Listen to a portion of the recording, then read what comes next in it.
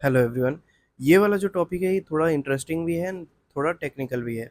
I hope मैं इसे अच्छे से समझा पाऊँ। One of my favourite theories में से एक है ये। कल्पना कीजिए, कल्पना कीजिए कि आपके हाथ में एक तलवार है और आप युद्ध भूमि पे हैं। आपके पास बस वो तलवार ही है और कुछ नहीं है। आप और आपका तलवार बस। और सामने हैं बहुत सारे शत्रु, एनिमीज। अब आपके माइंड में एक चीज है कि इस तलवार मात्र से आपको उन सभी से लड़ना है। ओके। एंड आपको ये भी पता है कि आप कर लोगे। आपके हाथ में तलवार है और उस तलवार से आपको खुद पे, खुद के माइंड पे और खुद की कैपेबिलिटी पता है, खुद की सक्षमता पता है कि आप सभी से युद्ध कर लोगे। ठीक है यहाँ तक? सामने बहुत सारे दुश्मन भी हैं जो आ रहे हैं। आप रेडी भी हो। अब सडनली क्या होता है, जैसे ही युद्ध स्टार्ट होता है, जैसे ही युद्ध स्टार्ट होता है और आप जीत भी रहे हो अच्छे से, ठीक है, अच्छे से तलवारबाजी कर रहे हो, जीत भी रहे हो। सडनली क्या होता है, वो जो तलवार होता है दो मुहा तलवार होता है, मतलब उधर से भी शार्प होता है, इस तरफ से भी शार्प होता है। कल्पना कर लीजिए, बहुत अच्छा तलवार चला रहे थे आप, ठीक है, और आपको कॉन्फिडेंस था कि जीत भी जाएंगे। अब सडनली क्या हुआ, जीत भी रहे थे, सडनली क्या हुआ, वो जो तलवार है वो आप ही पे लगना स्टार्ट हो गया।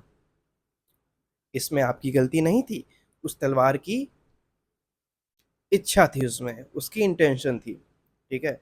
और फिर क्या होता है, वो आप ही को लगना स्टार्ट हो जाता है। अब कितना चैलेंजिंग हो गया होगा, परिस्थिति कितनी चैलेंजिंग हो गई होगी उस व्यक्ति के लिए जो सामने शत्रु से लड़ रहा है, प्लस में उसका जो हथियार है जिससे वो दूसरों को हराने की कोशिश कर रहा था, प्रयत्न कर रहा था अकेला खड़ा होके, वो भी उसी के अगेंस्ट में चला गया। अब वो डिस्टर्ब हो जाएगा, अब उसको झटका लगेगा। पहले झटका नहीं था, इतने सारे लोग से लड़ने के लिए वो चैलेंजिंग नहीं था। उसके पास था, उसके पास कॉन्फिडेंस था कि हाँ तलवार है ना, बहुत मजबूत तलवार है, इससे मैं लड़ लूंगा, देख लूंगा इन्हें तो। बट क्या हुआ कि उसने खुद को चोट पहुंचाना शुरू खुद के मालिक को चोट पहुंचाना शुरू कर दिया। तो ऐसे में झटका लगेगा कि नहीं लगेगा, है ना? वो खड़ा होकर सोचेगा कि ये कैसे हुआ, है ना? अगर हिपोथेटिकली बात करें तो एक तो ये एग्जाम्पल, दूसरा एग्जाम्पल ये, आपका परिवार है और सामने से 200 लोग आपके परिवार से लड़ने आ रहे हैं। आप रेडी हो, आपको अपनी कैपेबिलिटी पता है, आपको पता है आपका परिवार आपके साथ खड़ा है, लड़ लोगे। जितने भी लोग हैं आ जाओ, सबसे लड़ लेंगे, देखा जाएगा, जो होगा देखा जाएगा।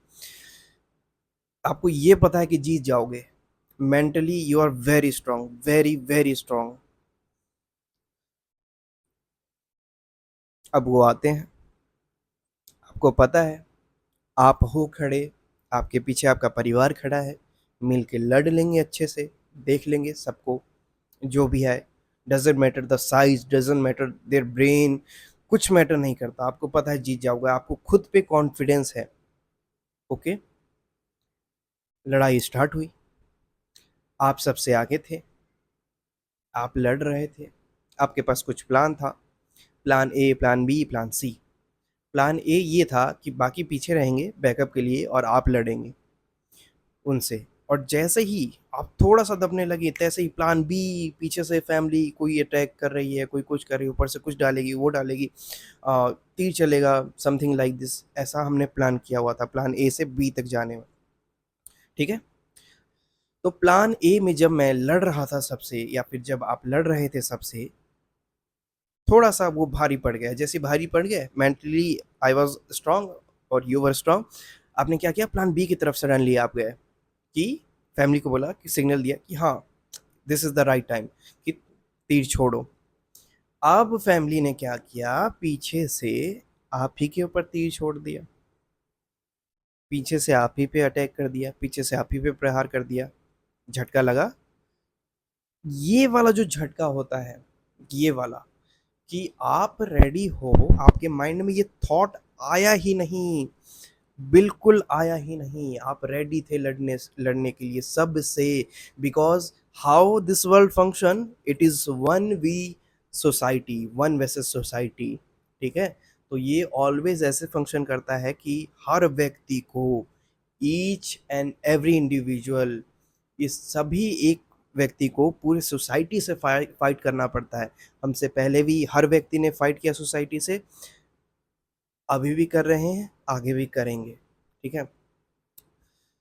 ऐसे में जब खुद की ही कोई अपनी चीज अगेंस्ट में चली जाए,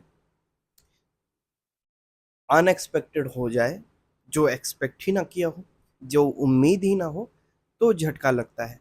और ये वाला जो झटका होता है, इससे बुरा कुछ भी नहीं हो सकता। टू बी वेरी ऑनेस्ट, इससे बुरा कुछ भी नहीं होता है।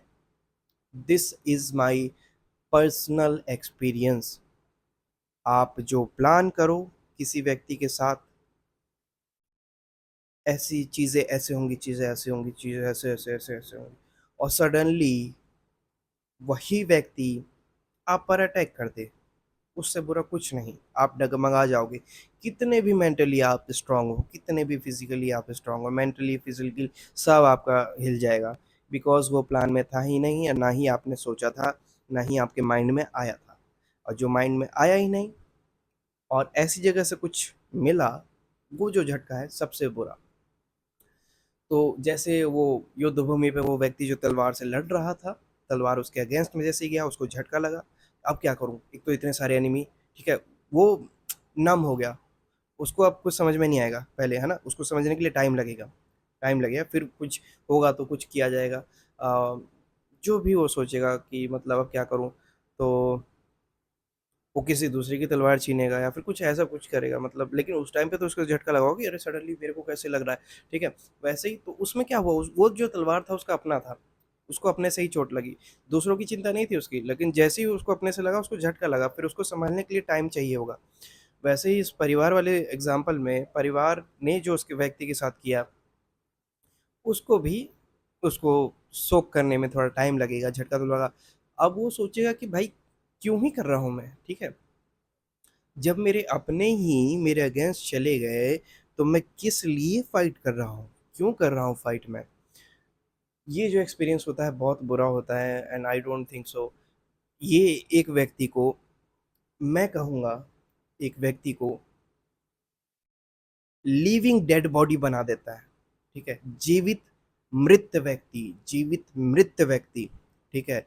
एक ऐसा व्यक्ति जो दिखने में तो जीवित है, लेकिन असल में वो अंदर से मर चुका है, क्योंकि उसकी आत्मा पे चोट पहुंची है।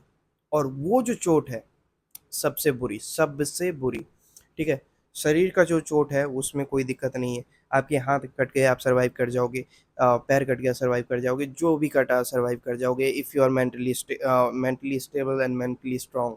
If you are mentally strong, आपको कोई सा भी फिजिकली चोट लगे, फिजिकली हार्म पहुंचे, आप सब कुछ मैनेज कर पाओगे। इनफैक्ट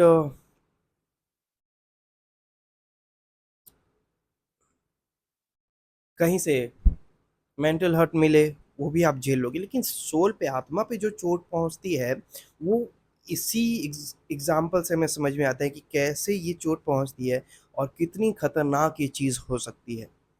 तो इस वीडियो से आप ये सीख सकते हो कि जिस पे भी आपने ट्रस्ट किया है, हो सकता है, हो सकता है 2% chance, 1% chance, 10% chance, 5% chance, but chances हैं कि कभी भी वो आपके अगेंस्ट में चले जाएंगे। 100% श्योरिटी नहीं है, कभी भी चांसेस रख के चलना। और जब ऐसा हो तो उसके लिए प्लान्स बना के रखना, ठीक है। कि अगर ये नहीं, तो अगर ये ऐसा हुआ, तो बैकअप के लिए आपके पास प्लान बी है, जिसमें आप खुद हो, आपका खुद का रोल है, ना कि किसी की इन्वॉल्वमेंट। क्योंकि इन्वॉल्वमेंट होते ही फिर झटका लग सकता है, वो झटका बहुत बुरा होता है। So this was my observation, और बहुत ही अच्छी थ्योरी है। दोनों एग्जाम्पल से आप सीख सकते हो, बहुत कुछ सीखने को मिलेगा। तो ऐसा करके रखना कि कोई आपकी आत्मा पे चोट ना पहुंचाए, ठीक है। और अगर पहुंचाएगा तो फिर जैसा कि मैंने बताया, उसका क्या आउटकम होगा, वो व्यक्ति हो जाएगा जीवित मृत व्यक्ति। उससे बनने से अच्छा है पहले से थोड़ा भाई प्लानिंग एंड प्लॉटिंग करके रखो,